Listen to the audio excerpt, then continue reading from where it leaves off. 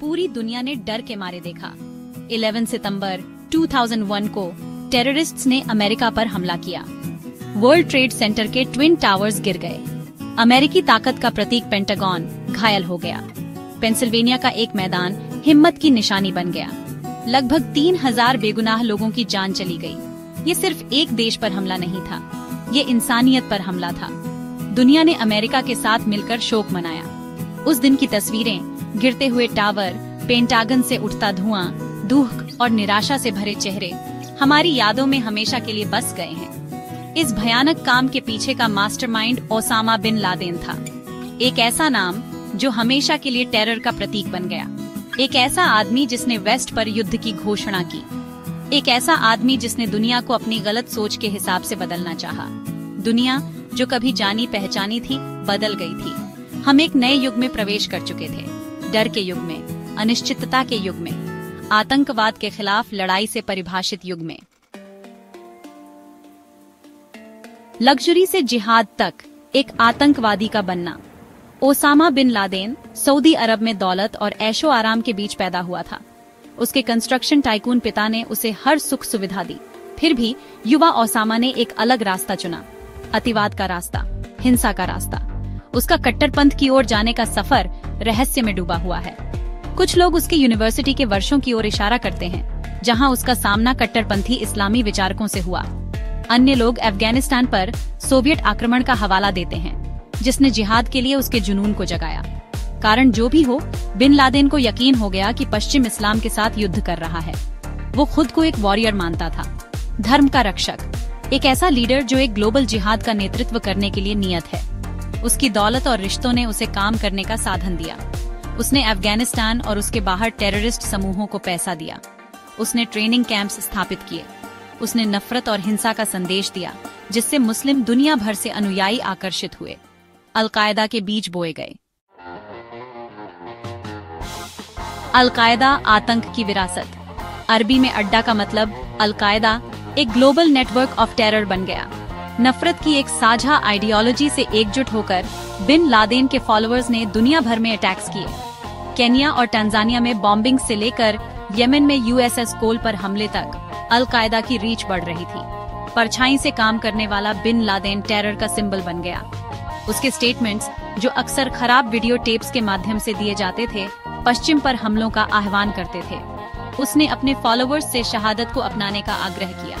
उसका मैसेज, जबकि main stream मुसलमानों द्वारा निंदा की गई, एक छोटे से माइनॉरिटी के साथ प्रतिध्वनित हुआ। दुनिया ने बढ़ती चिंता के साथ देखा। इंटेलिजेंस एजेंसीज ने बिन लादेन और उसके साथियों को ट्रैक करने के लिए अथक प्रयास किया, लेकिन अल-कायदा के डिसेंट्रलाइज्ड स्ट्रक्चर ने इसे एक मुश्किल टारगेट बना दिया। संगठन हाइड्रा की तरह हर प्रहार के साथ मजबूत होता गया। फिर आया 9/11। दुनिया ने आखिरकार अल-कायदा की रीच और एम्बिशन की असली हद को समझ लिया। ये हमले वॉर की घोषणा थे, एक ऐसा वॉर जो 21वीं सदी को परिभाषित करेगा। भाग 4। दुनिया एकजुट, बिन लादेन की तलाश। 9/11 के बाद दुनिया टेररिज्म के खिलाफ एकजुट हो गई। अमेरिका ने अपने एलाइज के समर्थन से आतंक के खिलाफ एक ग्लोबल वॉर छेड़ दिया। बिन लादेन की तलाश टॉप प्रायोरिटी बन गई। इंटेलिजेंस एजेंसीज ने 24 घंटे काम किया। दुनिया के दूर दराज कोनों में स्पेशल फोर्सेस तैनात किए गए। बिन लादेन की तलाश अफगानिस्तान के ऊबड़ खाबड़ पहाड़ों तक ले गई, जहां माना जाता था कि वो तालिबान शासन के संरक्षण में छिपा हुआ था। अमेरिका के नेतृत्व वाले अफगानिस्तान पर आक्रमण ने तालिबान को गिरा दिया, लेकिन बिन लादेन इलूसिव बना रहा। वो गायब हो गया था। कुछ लोगों ने अनुमान लगाया कि वो अफगान पाकिस्तान बॉर्डर पर ट्राइबल एरियाज में छिपा हुआ था।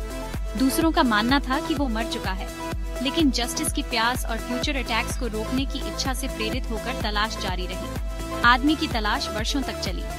ये एक कॉम्प्लेक्स और डेंजरस ऑपरेशन था, जो चुनौतियों से भरा था। इंटेलिजेंस जानकारी अक्सर अनरिलायबल होती थी, इलाका बेरहम था, और बिन लादेन बचने का उस्ताद हमेशा एक कदम आगे रहता था। भाग 5।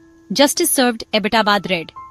सालों तक बिन लादेन एक गोस्ट बना रहा, एक मायावी शख्स जिसने दुनिया को परेशान किया, लेकिन उसकी किस्मत आखिरकार खत्म हो गई। 2011 में इंटेलिजेंस ने अमेरिकी सेना को पाकिस्तान के एबटाबाद में एक परिसर तक पहुंचाया। परिसर असामान्य था। ऊंची दीवारें, कांटेदार तार, कोई फोन लाइन या इंटरनेट एक्सेस नहीं। ये गोपनीयता के लिए डिजाइन की गई जगह थी।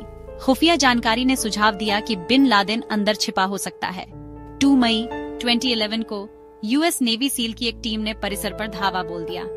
ऑपरेशन नेपट्यून स्पीयर, जैसा कि इसे जाना जाता था, एक साहसी छापा था। सील का प्रतिरोध का सामना करना पड़ा, लेकिन अंततः वे अपने मिशन में सफल रहे। दुनिया का सबसे वांछित व्यक्ति ओसामा बिन लादेन मारा गया। इस्लामी परंपरा के अनुसार पहचान के लिए उसके शरीर को अफगानिस्तान ले जाया गया और फिर 24 घंटों के भीतर समुद्र में दफना दिया गया। उसकी मौत की खबर ने दुनिया भर में शॉक वेव्स भेज दी। ये 9/11 विक्टिम्स के परिवारों के लिए एक क्लोजर का क्षण था। आतंकवाद के खिलाफ लड़ाई में एक जीत, और एक याद दिलाता है कि सबसे मायावी दुश्मनों को भी जस्टिस के कटघरे में लाया जा सकता है। भाग 6, बिन लादेन के बेटे, अलग रास्ते। ओसामा बिन लादेन की लेगेसी आतंक और विनाश की है, लेकिन उसके सन्स ने अलग पाथ्स अपनाए हैं। उमर बिन लादेन ने अपने फादर की वायलेंस की निंदा की है। उसने पीस और अंडरस्टैंडिंग का आह्वान किया है। हमजा बिन लादेन ने अपने फादर की आइडियोलॉजी को अपनाया। वो अल कायदा का एक प्रमुख मेंबर बन गया। वो टेररिज्म के स्थायी थ्रेट का प्रतीक बना हुआ है। भाग 7, एक बदली हुई दुनिया। 9/11 की स्थायी लेगेसी। ओसामा बिन लादेन की डेथ ने आतंकवाद के खिलाफ लड़ाई में एक महत्वपूर्ण मोड़ ला दिया, लेकिन वो जिस दुनिया को पीछे छोड़ गया वो हमेशा के लिए बदल गई। 9/11 के अटैक्स ने बढ़ी हुई सिक्योरिटी के युग की शुरुआत की। हवाई अड्डे किले बन गए, सर्वेलेंस का विस्तार हुआ। दुनिया ने खुद को ज्यादा सुरक्षित और ज्यादा असुरक्षित दोनों महसूस किया। आतंक के खिलाफ युद्ध, जबकि अल कायदा को कमजोर कर रहा था, उसके अनइंटेंडेड परिणाम भी हुए। इससे मध्य पूर्व में इंस्टेबिलिटी पैदा हुई। इसने दुनिया के कुछ हिस्सों में एंटी मुस्लिम भावना को हवा दी, और इसने सिक्योरिटी और स्वतंत्रता के बीच संतुलन के बारे में सवाल उठाए। आतंकवाद के खिलाफ लड़ाई जारी है।